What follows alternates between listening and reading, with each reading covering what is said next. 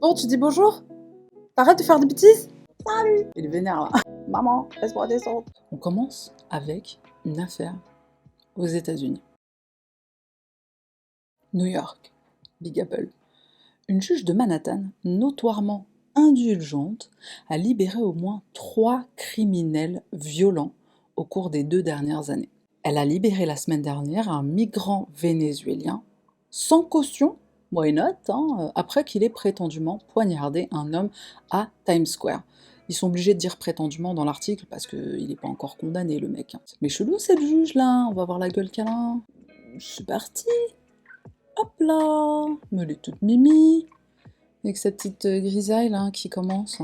La juge du tribunal pénal de Manhattan, Valentina Morales, a libéré Walter Almachi Leal, arrivé dans le pays il y a à peine 2 mois après qu'il ait frappé un homme de 43 ans avec une bouteille de bière cassée à 2h15 du matin le 2 octobre lors d'une dispute sur la 39e rue Ouest, a déclaré la police.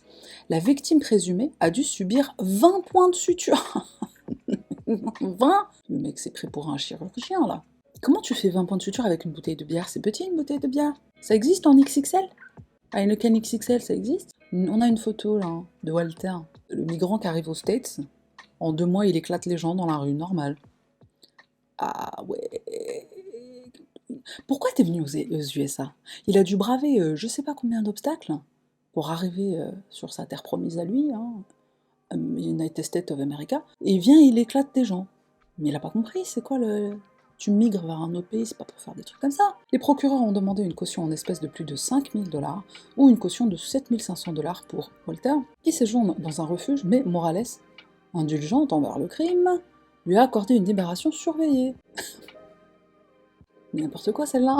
Son action a mis en colère un flic de Manhattan qui a déclaré, ça doit être la juriste, constituer un danger clair et présent pour les New-Yorkais et les touristes. Alors maintenant, vous laissez cet inconnu descendre dans la rue pour aller encore tabasser quelqu'un à Times Square, a déclaré le policier, qui a demandé à rester anonyme par crainte de représailles. La prochaine personne pourrait être un touriste, ça pourrait être n'importe qui. Le flic est fâché. Ce n'est pas la première fois que Morales, ancienne défenseuse publique, elle était procureure avant, suscite la controverse. L'année dernière, la juge nommée par l'ancien maire Bill de Blasio travaillait comme juriste dans le Bronx lorsqu'elle a libéré l'ex-détenu Frankie Centeno sous surveillance électronique. J'enlève la photo de Walter parce qu'on a une photo du prochain qu'elle a libéré. Centeno avait des antécédents de violation de sa libération conditionnelle. Tiens donc, on va voir la gueule de Frankie. Frankie. Alors je sais pas vous, mais moi je vois le cousin de Joey Star. C'est son cousin américain? Frankie a eu 4 condamnations pour possession d'armes à feu datant de 2003 lorsqu'il a été arrêté dans un restaurant et accusé d'avoir un pistolet chargé calibre 45 dans sa ceinture, le 25 mars 2022. Lors de Du coup, quand t'es ancien détenu, ancien prisonnier et connu des services de police, t'as pas le droit de porter une arme. Donc ils l'ont grillé avec une arme, direction maison d'arrêt, enfin du coup garde à vue. Le procureur demande une caution de 100 000 $ ou une caution de 300 000 $, mais Morales a libéré Frankie à la condition qu'il se présente au bureau du shérif de la ville pour qu'il soit équipé d'un moniteur de cheville. Frankie a plutôt fui vers Porto Rico, où il était en cavale jusqu'à ce qu'il y soit arrêté 4 mois plus tard, en juillet 2022. En novembre 2021, Morales a refusé la demande d'un procureur visant à fixer la caution d'un sans-abri atteint de troubles mentaux qui a été arrêté 3 fois en seulement 36 heures au cours d'une vague de vols et de braquages. Et ils font des trucs fous là, les New-Yorkais, qu'est-ce qui se passe?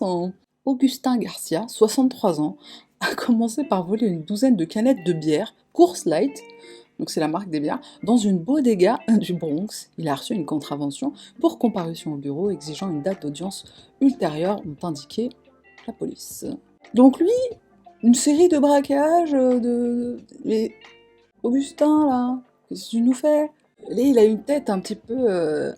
Oh merde, oh, ils m'ont attrapé. Le lendemain, Augustin a été arrêté et accusé d'avoir sorti un couteau sur un cintre et d'avoir volé un sac à dos à Canal Street, à Manhattan. Il n'avait jamais été arrêté auparavant et a été libéré par un juge malgré des demandes de libération sous caution.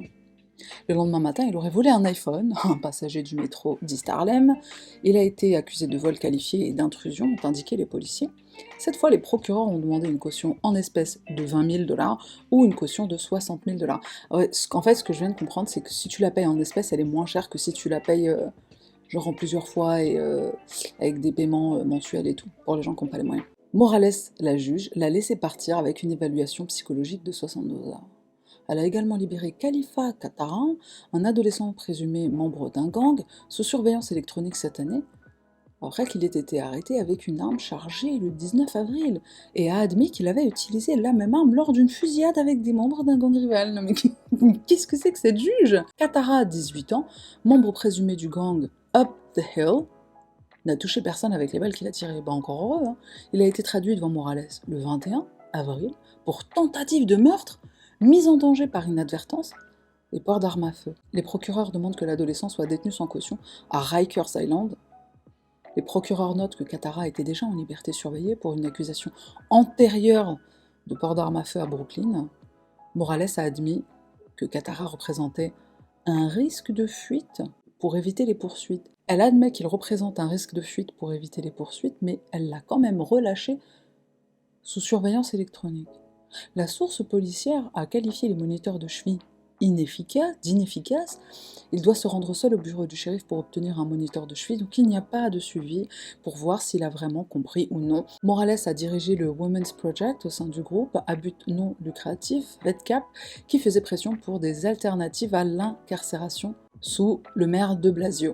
Le porte-parole du bureau de l'administration judiciaire, Lucian Chalfen, a déclaré que Morales avait traité le cas de Walter correctement, considérant qu'il s'agissait de sa première arrestation et qu'il avait restitué son passeport. Sur cette base, la juge Morales a ordonné la libération surveillée et l'accusé s'est en fait présenté par la suite comme indiqué.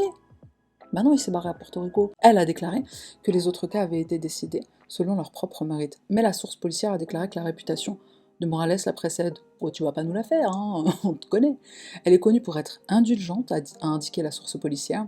Je ne sais même pas comment elle continue à être juge, alors qu'elle laisse tout le monde partir, quel que soit le crime.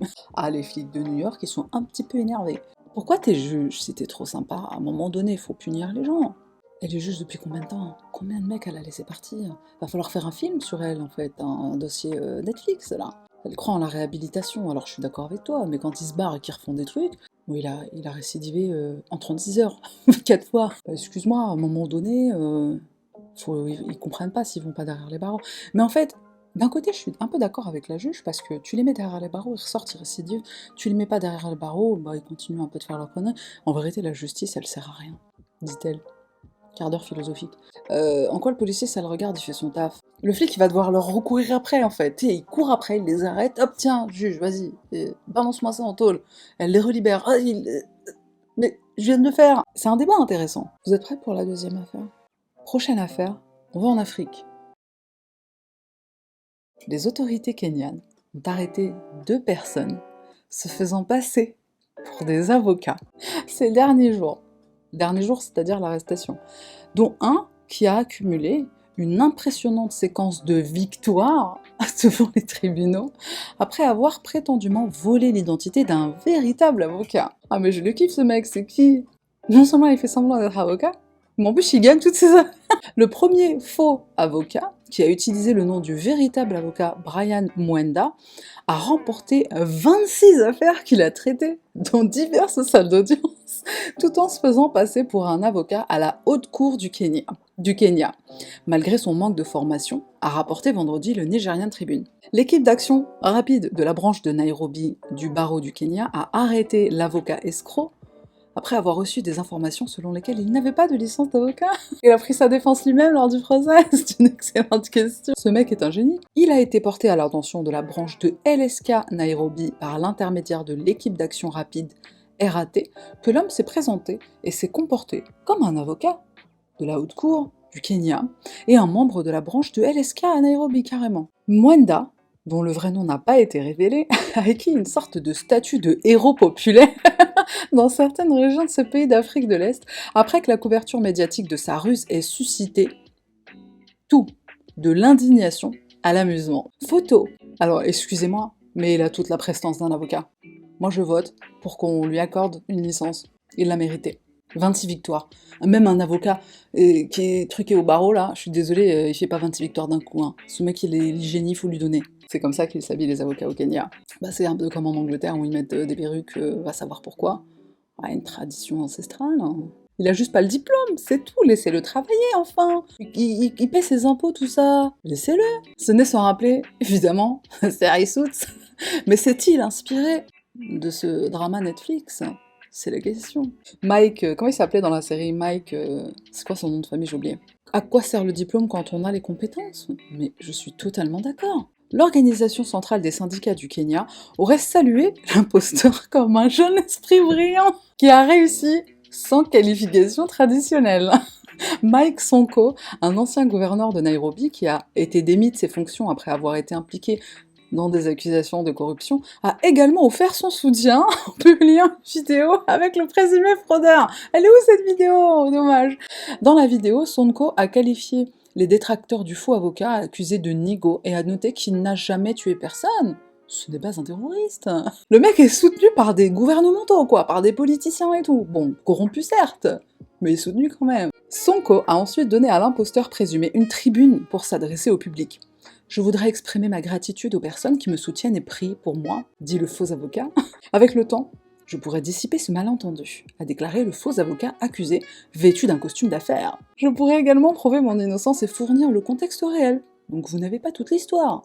La branche du LSK Nairobi, par l'intermédiaire de l'équipe d'action rapide et RAT, et du président de la Law Society of Kenya, avec le soutien des agents du commissariat de police de Capitol Hill, a arrêté une mascarade notoire. Sharon Atieno Adunia, alias Sharon Atieno Adunia Obade. Lundi, la branche du LSK à Nairobi s'est adressée à X pour révéler qu'elle avait arrêté un autre mascarade notoire et charlatan, ça se dit un mascarade, qui pratiquait également le droit sans permis. Sharon aurait volé l'identité de la véritable avocate, Sharon Atieno Obade. En fait, il a changé juste le nom de famille, en utilisant l'image de la femme pour se représenter devant le tribunal et dans ses fonctions quotidiennes. La branche souhaite retirer son engagement, à veiller à ce que nous protégions notre espace de pratique et le gardions libre de toute infiltration de charlatans. Excuse-moi, ils se sont infiltrés, mais ils ont fait le travail mieux que vous, hein. Moi, je suis d'avis de laisser ce génie tranquille. En vrai, on préfère lui ou des avocats diplômés qui sont des brels dans leur taf? Qui a déjà vu un avocat commis d'office en action? Je suis désolée, mais un commis d'office, c'est une merde. C'est un mec qui ne veut pas ton bien. Il faut payer un avocat, si un jour t'as des problèmes, je te le conseille. Ou tu prends un escroc, un faux avocat, qui te défendra mieux. C'est pas 26 au cours d'une carrière de 10 piges, non, d'affilée. Est-ce qu'il peut me représenter? Sérieux, je suis obligée de faire cette parenthèse. Franchement, si un jour vous avez l'occasion d'aller dans un tribunal pour assister à des comparutions immédiates, je te garantis que tu vas éclater de rire toute la journée. Celle-là, vous allez voir, elle est absolument cute. Cute à en mourir. Bien qu'il y ait tant de gens qui trouvent les manchots absolument adorables, peu d'entre nous oseraient en garder comme animaux de compagnie. Cependant, quand l'occasion s'est présentée, cette famille japonaise n'a pas hésité à en garder un dans sa maison. Ce qui en fait probablement l'un des animaux les plus particuliers que les gens aient jamais vus. Dans les rues de Tokyo. En fait, c'est si rare à l'époque que des journalistes du monde entier essaient de contacter la famille pour l'interviewer. Dans les années 90, Real TV a réussi à réaliser un court documentaire sur le manchot en question qui s'appelle Lala et qui vit dans un petit village japonais. Normal. Voici Lala, un adorable manchot royal qui vit depuis des années chez une famille japonaise. Le documentaire a été réalisé en 1993, alors que Lala avait environ 10 ans. À l'époque, Lala, le manchot royal, passait ses journées à vivre dans une pièce climatisée et parcourait les rues de sa ville. Après que la famille l'ait emmené au marché pour la première fois, Lala a continué d'y retourner. La famille a donc décidé de lui mettre un petit sac à dos et a appris à Lala à acheter du poisson à la poissonnerie par elle-même. It's happening in Japan. Meet Lala. Lala lives here. He's got his own room complete with a powerful air conditioner. Le sac. And free run of the property. But Lala isn't your average couch penguin. He likes to travel. That's when the Nishimotos help pack him up for a trip into town.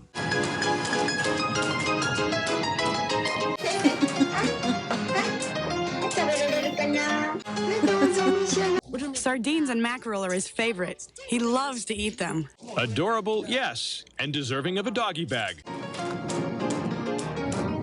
Once home, Lala gets his knapsack unpacked, and at the end of a long day, spends a little quality time with the rest of the family.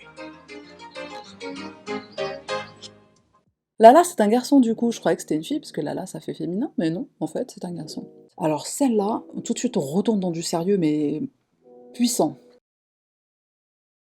Un couple texan a été condamné chacun à 7 ans de prison fédérale pour avoir réduit en esclavage une Guinéenne pendant 16 ans. Comment c'est possible d'avoir une esclave pendant si longtemps aux États-Unis, au Texas? Bon, après c'est le Texas, tu me diras, peut-être que c'est peut-être pour ça.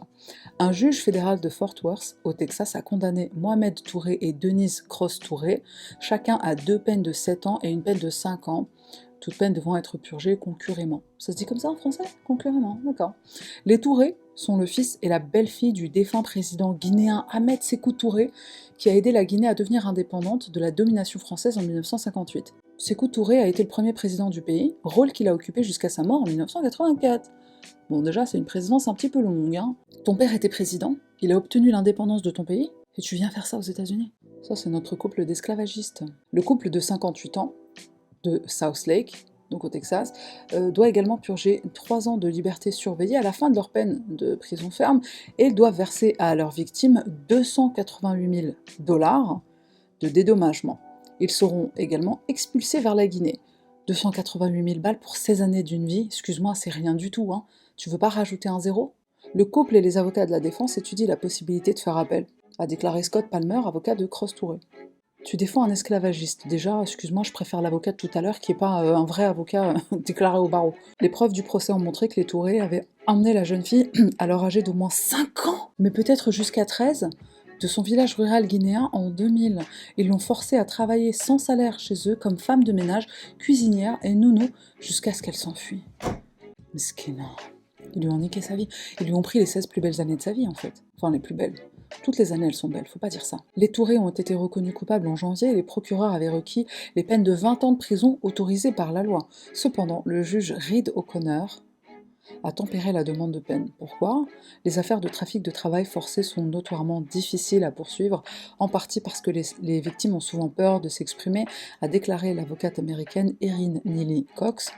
Il a fallu énormément de courage à cette jeune femme pour raconter son histoire au procès. Cependant, Palmer a déclaré que la décision du juge de tempérer la peine suggère que le juge du procès ne croyait pas que les deux personnes étaient aussi mauvaises que d'après les descriptions des procureurs. On dirait qu'ils sont en train de pleurer. Oh merde, on s'est fait choper, putain, on va aller en tôle. C'est chiant quand même. Hein. Si tu l'as pas esclavagisé, si tu l'as payé, montre des preuves que tu l'as payé. Et tu sortiras de prison. À quel âge vous avez commencé à faire le ménage à la maison? Tiens, ça m'intéresse cette question. Attention, hein, je parle pas d'un couple que vous connaissez pas, qui vous a emmené dans un autre bled à l'âge de 5 ans et qui vous a fait faire le ménage, la nounou, la cuisine et tout. Hein. Non, moi quand j'ai commencé à faire un ménage, ouais, je pense que je devais avoir peut-être 7-8 ans, par là, 7, 8, 9. C'était pas des gros trucs, c'était faire mon lit. C'est normal, Loge, de faire ton lit. Ça te responsabilise, débarrasser la table. Là, la victime dont il est question, ils l'ont enlevé 16 ans de sa vie. Je suis choquée des peines. Les peines sont trop petites, quoi. C'est pas assez. Pourquoi il leur donne pas 16? Tu exécalises le truc. Hein. Pardon, qu'est-ce qu'il a dit encore, Schizo, comme connerie? Schizo, t'arrêtes un peu. C'est pas un sport féminin, mais tu vas te faire démonter, là. Tu veux te faire éclater par un groupe de femmes, fais gaffe. Hein. Et puis on fait tellement des lives, je crois que nos règles se sont synchronisées, alors on va te massacrer. Pour toi. Mon voisin qui me demande de l'eau de Javel. Hein. Oui, j'ai de la Javel. Hein. Par contre, je suis en live. Hein. Il a tué qui? Mon public demande, tu as tué qui? Non, parce que Javel, on se pose des questions. On veut pas être complice. C'est moi la complice là dans le truc, c'est ma Javel.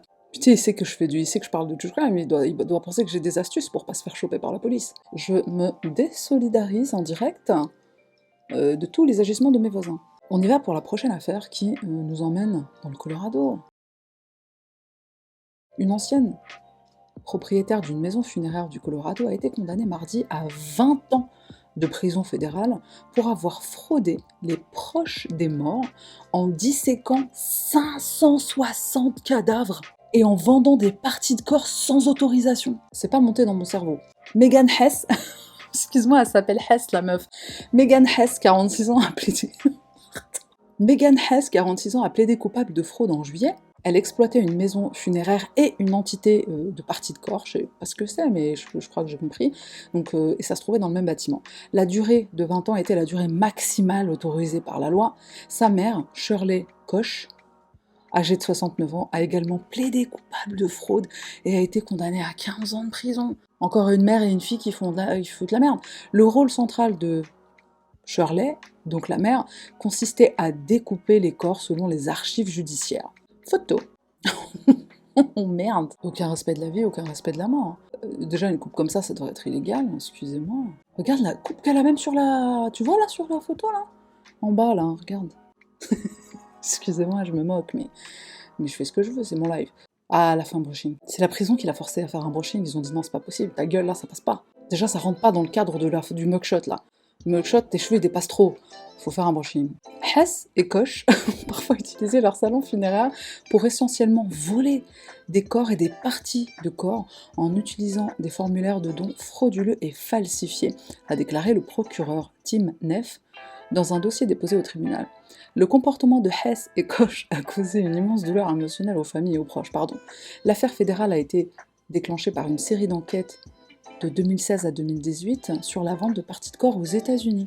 Une industrie quasiment non réglementée. Ah bah voilà. D'anciens travailleurs ont déclaré à Reuters que Hess et Koch avaient procédé à des démembrements de corps non autorisés et que quelques semaines après la publication d'un article de 2018, le FBI a perquisitionné l'entreprise. Dans leur dossier, les procureurs ont souligné la nature macabre du stratagème de Hess.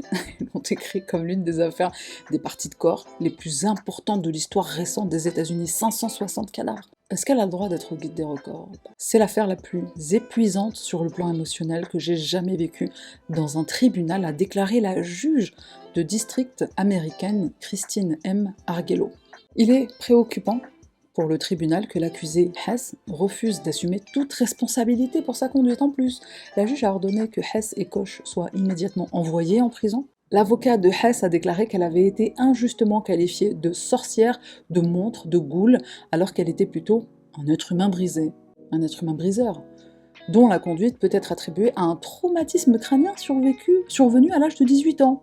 C'est parce que je me suis cogné la tête quand j'avais 18 ans, c'est pour ça que je fais des trucs de ouf dans ma vie aujourd'hui. Mardi, Hess a refusé de parler au juge.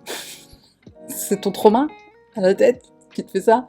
Excuse-moi, j'en rigole, je sais qu'il y a des personnes qui ont vraiment vécu ce genre de choses et que ça les altère vraiment après. Koch a dit au juge qu'elle était désolée, donc la mère, elle a dit qu'elle était désolée et a assumé la responsabilité de ses actes. Donc bon, excuse-moi, prends exemple un peu sur ta mère, non? 26 victimes ont décrit leur horreur en découvrant ce qui était arrivé à leurs proches. Notre douce mère, ils l'ont démembrée, a déclaré Erin Smith, vendant ses épaules, ses genoux et ses pieds. Nous n'avons même pas de nom pour un crime aussi odieux. Ça se vend des épaules de quelqu'un? Mais qu'est-ce que font les gens avec des épaules et des pieds de quelqu'un qu'ils ne connaissent pas? Tina Shannon, dont la mère a été démembrée contre sa volonté, a déclaré au tribunal « J'ai porté de nombreux masques pour couvrir la douleur, je n'irai jamais bien. » Putain. Il est illégal aux États-Unis de vendre des organes tels que des cœurs, des reins et des tendons à des fins de transplantation. Ils doivent être donnés.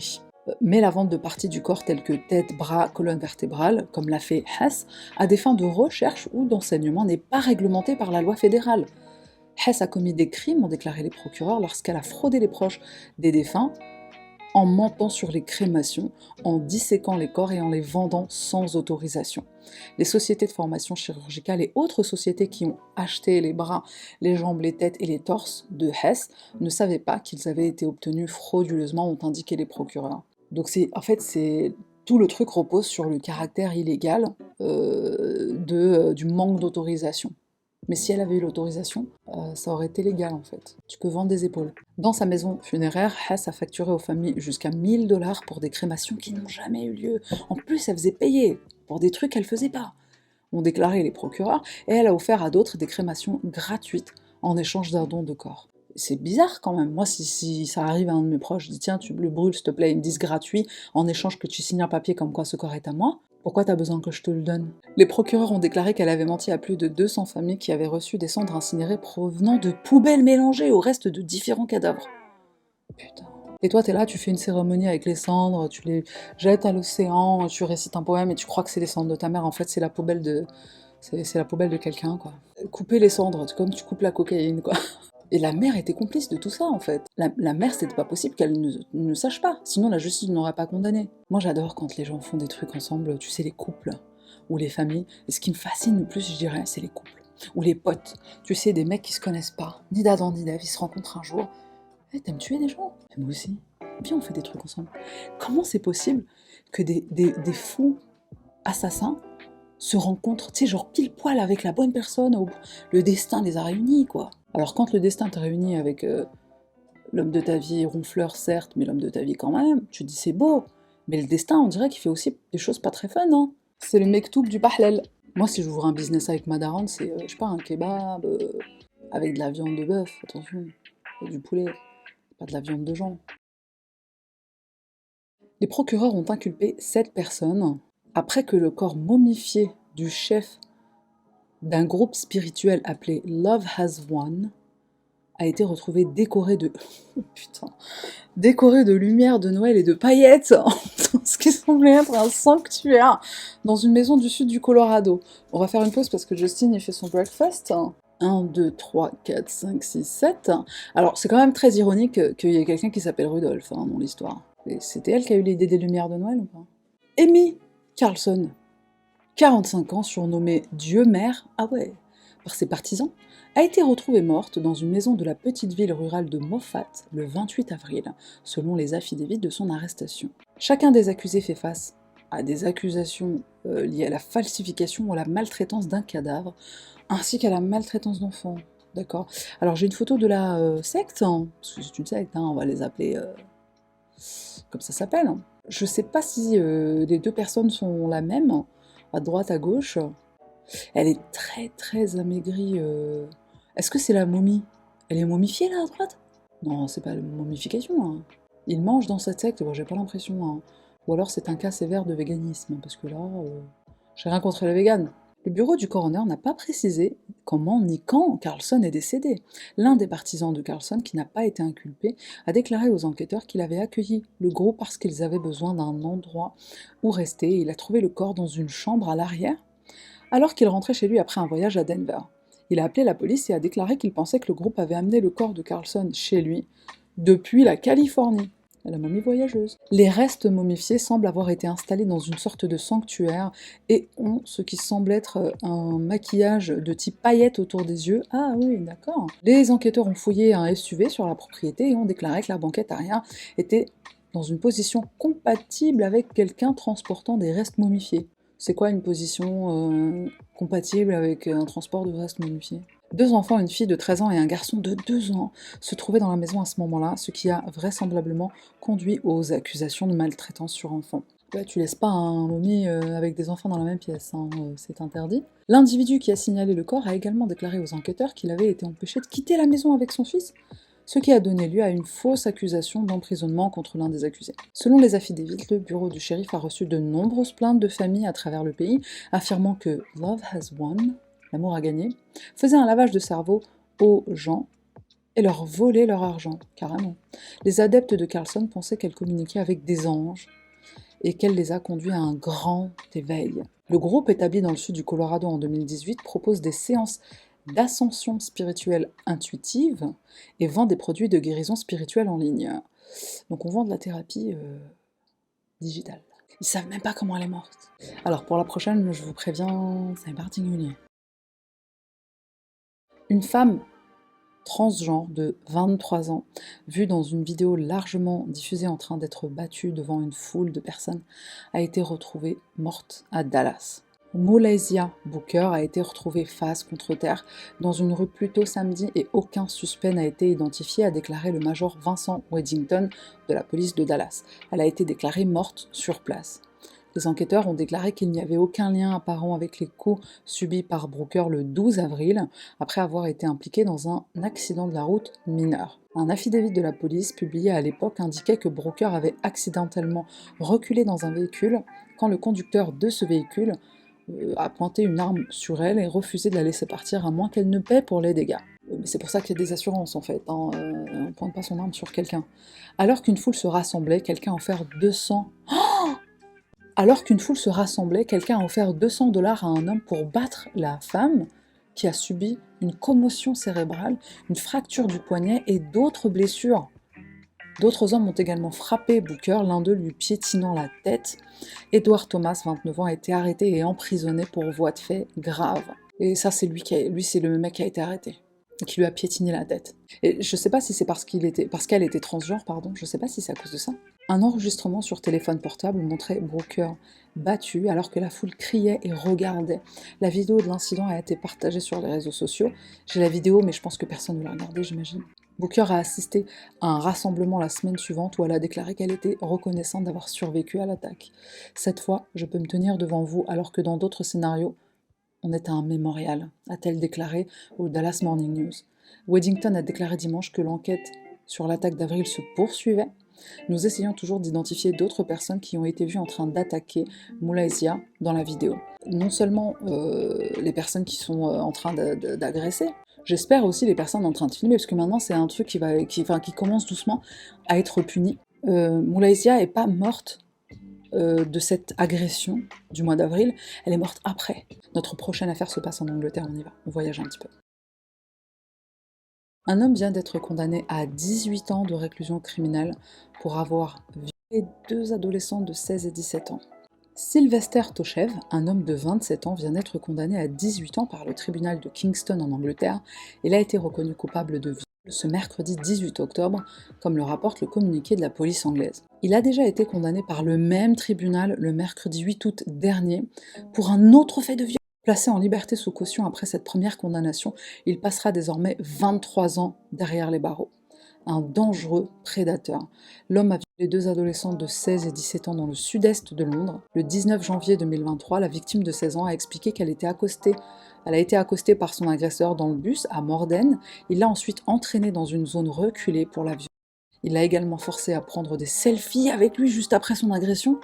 What the fuck? Du coup, c'est une preuve, mais il est débile ce mec, il est complètement débile. C'est grâce à la vidéosurveillance que les enquêteurs anglais ont pu identifier Sylvester Toshev. Ils ont ensuite fait le rapprochement avec l'homme déjà impliqué dans le viol d'une jeune fille de 17 ans qui a eu lieu le 21 septembre 2021, près d'un arrêt de bus à Surbiton. L'homme avait également entraîné la jeune femme dans une zone reculée avant de l'agresser. Les empreintes ADN retrouvées sur les victimes ont permis de prouver qu'il s'agissait bien du même agresseur. Cet homme est un dangereux prédateur qui s'en prenait aux adolescentes en public. Je suis heureux que notre enquête lui ait valu une peine de prison importante, a indiqué le sergent détective chargé de cette affaire. Personne ne venait me sauver. La jeune victime de 17 ans a témoigné au cours de l'audience et a confié l'impact que l'agression a eu dans sa vie. Tu assistes à un truc comme ça où tu entends une fille en train de hurler parce qu'elle est en train de se faire violer. Tu fais quoi? Moi j'interviens, je suis assez barge pour intervenir, même si je me prends un coup de couteau dans la gueule. Je peux pas ne rien faire en fait. Je préfère mourir en essayant de sauver quelqu'un que de partir et de me dire bah, je peux rien faire, je suis une femme, je suis faible, je peux...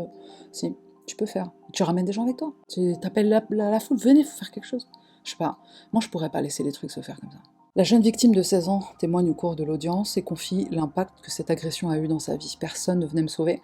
La plupart des nuits, je fais des cauchemars et je me réveille en tremblant et en criant. Elle a également exprimé sa colère face aux témoins de son agression qui ne sont pas intervenus. Beaucoup de gens ont vu cet homme me prendre et m'emmener de l'autre côté de la route. Je le savais parce qu'il devait s'arrêter pour le laisser passer. Cela m'a fait sentir invisible et seule. Personne ne venait me sauver. De son côté, la première victime a indiqué dans une lettre au tribunal qu'elle avait perdu toute estime d'elle-même. Elle s'automutile. Elle a des pensées noires depuis son agression. Une fois, j'ai appelé pour devant chez moi, à la fenêtre, là. Et un jour, j'ai entendu une meuf en train de crier. Il était genre 2h du matin. Il y avait 2 mecs autour d'elle. Et j'arrivais pas à entendre ce qui... Bon, évidemment, j'ai un peu gossipé, mais c'était surtout pour savoir si c'était pas trois amis éméchés qui étaient juste en train de s'embrouiller pour de la merde. Ils avaient l'air de se connaître, mais à un moment, j'ai vu un des mecs lui mettre une claque à la meuf. Et il l'a poussé contre une voiture, j'ai dit non, j'en ai rien à foutre, même si c'est des potes, j'appelle les flics. Donc si jamais j'apprends rue machin, une femme assassinée, étranglée, j'en sais rien, t'as battu à mort, je m'en serais voulu toute ma vie. Ne serait-ce que pour moi, j'ai appelé. J'ai appelé les flics, ils sont arrivés peut-être 10 minutes après. Et après, bon, une fois que c'est entre leurs mains, voilà, moi j'ai fait ce que j'avais à faire. Elle était en train de les défendre. Et ça m'a mis les nerfs. Parce que je l'entendais. Non, je les connais, non, c'est bon, vous inquiétez pas, non, c'est bon. Le mec, il vient te tarter la gueule et t'a poussé contre une voiture. Donc déjà, j'imagine ce qui se passe à huis clos, comme il disait l'autre, là, et elle les défend. Tu sauves pas les gens d'eux-mêmes. GG, c'est ce qui sauve. Ça me fait mal au cœur pour les personnes qui ont été victimes de ce bout de haram, là. Il a la gueule de quelqu'un qui est déter à aller jusqu'au bout de son acte criminel. Hein. Là, on va revenir sur une affaire que j'ai traitée sur la chaîne YouTube. J'en ai même fait 2 vidéos tellement il y avait des choses à dire. Photo. Et là, vous allez reconnaître. Boum. Natalee Holloway. À l'issue de près de 2 décennies d'enquête, le meurtre d'une adolescente tuée en 2005 sur l'île des Caraïbes vient d'avouer les faits, mais le délai de prescription est dépassé. Les parents de Natalee Holloway ont enfin la certitude que Joran van der Sloot, l'homme soupçonné d'être responsable de la mort de l'adolescente originaire d'Alabama, est bien son meurtrier. Il est passé aux aveux ce mercredi 18 octobre, selon les documents judiciaires consultés par CNN. C'est fini. Joran van der Sloot n'est plus le suspect du meurtre de ma fille, c'est lui. Le tueur a confié Bess Holloway, la mère de la victime. Ah, cette affaire, elle m'avait marqué. Hein. Donc ça, c'est sa mère Bess, et ça, c'est Joran van der Sloot, le haram. Pour les personnes qui n'ont pas vu la vidéo, j'invite à aller regarder à regarder après minuit. Ces aveux sont arrivés dans le cadre d'une audience au tribunal de l'Alabama où il comparaissait pour extorsion et escroquerie envers la famille de la jeune fille. Il était accusé d'avoir fait miroiter en échange de 25 000 $ des informations concernant l'emplacement du corps à la mère de Natalee Holloway. Au cours de ses aveux, Joran van der Sloot, ressortissant néerlandais de 36 ans, a expliqué de quelle manière il avait tué l'adolescente en mai 2005 sur une plage d'Aruba, une île des Caraïbes où il a grandi.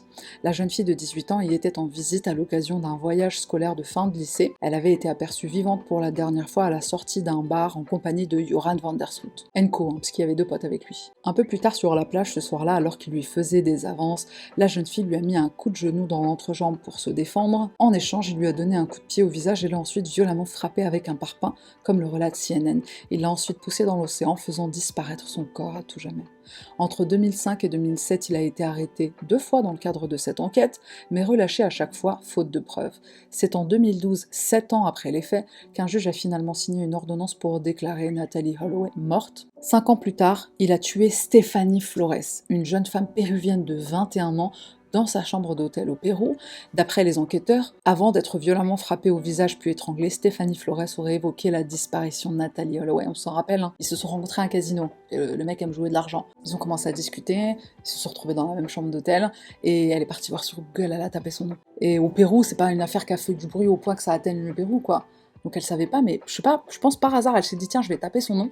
Et elle a vu que c'était un mec qui s'était suspecté dans la mort de Natalee Holloway. Elle n'a fait que lui poser la question, il l'a tabassé, il l'a étranglé. Et son corps a été retrouvé recouvert de bleu. Et il a fait bluff, il est parti chercher un café alors qu'il l'avait déjà tué. Et c'était pour se donner un alibi, Zama. Il est parti genre acheter un café, chercher un café. Il est revenu avec 2 cafés, Zama. Et quand il est arrivé, il a appelé l'hôtel. Oh, putain, ma copine est morte. Le porte-parole du parquet d'Aruba a déclaré que malgré les aveux de Joran van der Sloot, l'enquête autour du meurtre de Natalee allait rester ouverte. Le ministère américain souhaite étudier le dossier avant de décider si des poursuites judiciaires sont possibles. L'homme purge déjà une peine de 28 ans de prison au Pérou pour le meurtre de Stephanie Flores et pour trafic de cocaïne. Après une nouvelle décision judiciaire, il cumule désormais une autre peine de 18 ans de réclusion criminelle pour crime financier. Pourtant, il pourra ne jamais purger une peine de prison pour la mort de Natalee Holloway. Et pour cause, le délai de prescription en cas d'homicide fixé à 12 ans a été dépassé. Bien décidé à lui faire payer la mort violente de l'adolescente, le bureau du procureur a déclaré qu'il n'excluait pas d'éventuelles poursuites judiciaires. Ah, c'est possible dans un autre pays? Si le meurtre a eu lieu à Aruba, normalement c'est pas possible de le juger ailleurs. Étant donné que la loi péruvienne interdit les peines de prison dépassant un total de 35 ans, à moins d'être condamné à perpétuité, la libération de l'accusé est actuellement prévue au Pérou vers le 10 juin 2045. Ah, en fait, il est jugé concurremment, c'est comme ça on dit. Le père est juge, le père de Joran est juge, et ce qu'on pense, c'est que, surtout pour protéger sa propre réputation à lui en tant que juge, quand son fils est rentré à la maison après le meurtre de Natalee Holloway, on pense qu'il a aidé son fils à se débarrasser du corps, ou qu'il a aidé son fils pour peut-être pas se débarrasser du corps, parce qu'apparemment il dit qu'il l'a jeté dans l'océan, moi j'y crois pas, mais apparemment voilà, il dit il aurait dit à son père ce qui s'est passé, et son père l'aurait sûrement aidé par la suite, enfin d'aller voir un avocat, pardon, de pas parler avec la police, enfin bon bref. Et quand t'as un père qui est juge, c'est beaucoup plus facile de faire face à ce qui t'arrive. Malgré son jeune âge, hein, parce qu'à l'époque, Yoran était très jeune. C'est chaud pour les parents, parce que la mère qui se bat toujours encore aujourd'hui pour obtenir justice pour le meurtre de sa fille, même si tu sais, c'est quand même un énorme accomplissement quand c'est la justice qui déclare, et qu'il y a une peine de prison et tout, il y a certaines personnes qui ont besoin de ça, et la mère de Nathalie, clairement, elle s'est battue depuis le moment où sa fille est morte, elle n'a fait que se battre. Elle est partie à Aruba je sais pas combien de fois, elle a engagé des avocats, enfin elle a dédié sa vie quasiment à ça. Le père qui meurt en plus quelques années à peine après, je crois qu'il est mort d'une crise cardiaque, un truc comme ça. Il était pas si vieux, vu ce qu'il a fait, excuse-moi. Ton fils, il est coupable d'un truc comme ça. Imagine t'as un enfant et il fait un truc de ouf. Tu le dénonces aux autorités, tu fais quoi? Tu lui pardonnes? Tu peux les soutenir. Quand ils sont en prison, aller les voir, leur rendre visite, tu peux leur pardonner. Mais s'il y a besoin que tu témoignes, et que ça peut faire avancer l'enquête, moi je le ferais, c'est pas possible. Comment tu peux aider quelqu'un à s'en sortir pour meurtre? Tu te mets dans le truc. Donc déjà, tu risques de prendre pour complicité, et quand le jour où tu meurs, va expliquer ça au divin. Est-ce que j'ai des trucs joyeux à raconter pour contrebalancer? Il y en a un ou deux dans le truc, mais après, 80% du live, ça reste quand même des affaires criminelles. Ah, je ne suis pas là pour rigoler, je suis là pour te faire déprimer.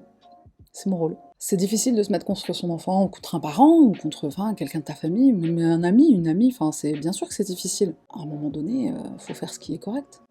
C'est correct? C'est correct. J'ai une dernière affaire, celle-là, elle paraît intéressante, je ne la connais pas. Après des fouilles dans une ferme d'Atlanta, en Géorgie, ferme appartenant à un tueur en série qui s'est suicidé avant de pouvoir être jugé, plus de 10 000 fragments d'ossements humains ont été retrouvés, dont ceux d'un jeune homme disparu en 1993. J'ai une photo qui correspond à la victime. Voici Alan, la victime, Alan Livingstone. Il aura fallu attendre 30 ans pour connaître le sort d'Allen Livingstone, un jeune homme âgé de 27 ans quand il a disparu en 1993 dans l'Indiana. Des fouilles sur le terrain de la ferme Fox Hollow appartenant à un tueur en série présumé Herbert Baumeister viennent de révéler ce mardi des fragments d'os appartenant à la victime, comme le rapporte le site Law and Crime. Parmi les morceaux d'ossements, plus de 10 000 restes humains ont été récoltés par les enquêteurs de cette ferme de Westfield.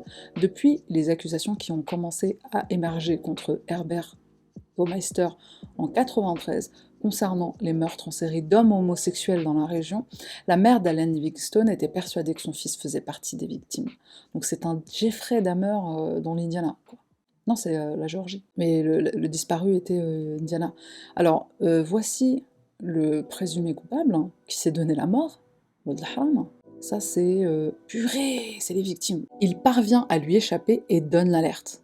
Hashtag Jeffrey Dahmer, quoi. Hashtag Jeffrey Dahmer. Ce qui a permis de conduire la police vers Herbert Baumeister, c'est le témoignage de Tony Harris, un jeune homme qui a réussi à s'échapper des griffes de ce tueur en série présumé.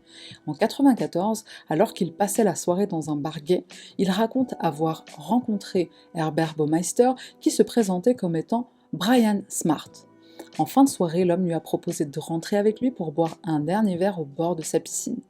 Mais la fin de soirée a pris une autre tournure. C'est Herbert. Le jeune homme a ensuite prévenu la police, mais a eu du mal à donner une description précise des lieux pour localiser la ferme. Il faudra attendre plus d'1 an pour que Tony recroise la route de son agresseur et enregistre sa plaque d'immatriculation, permettant aux enquêteurs de retrouver sa trace. Il découvre alors qu'il ne s'appelle pas Brian Smith, mais Herbert Baumeister. En épluchant son profil, les enquêteurs décident de recouper les informations concernant plusieurs affaires de meurtre sur des jeunes hommes homosexuels pour voir s'il peut être impliqué.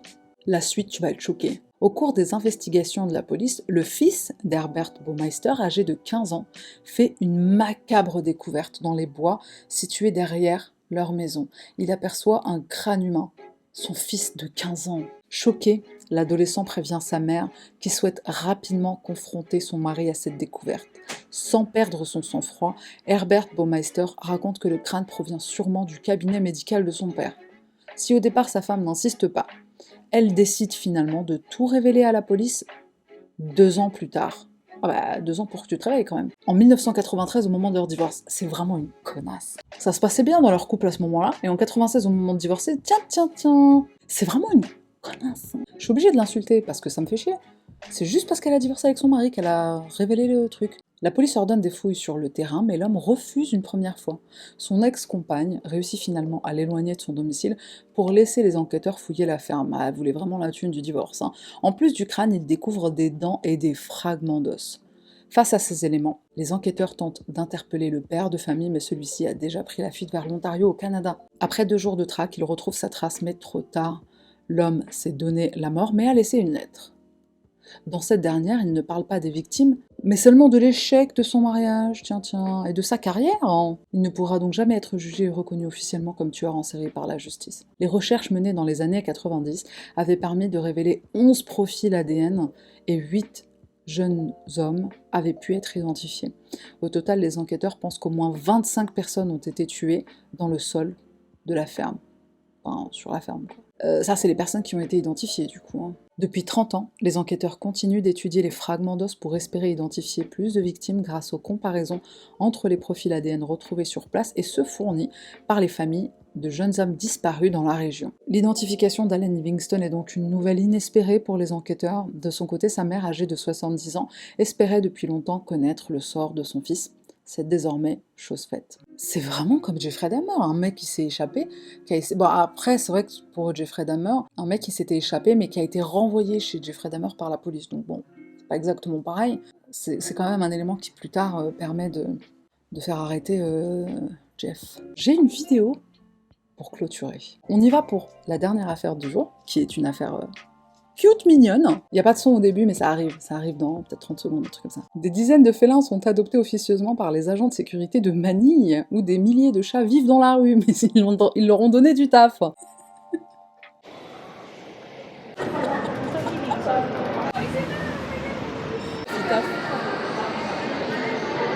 Bien que les chats n'aient pas les compétences des chiens en matière de sécurité, les agents apprécient leur gentillesse et leur compagnie.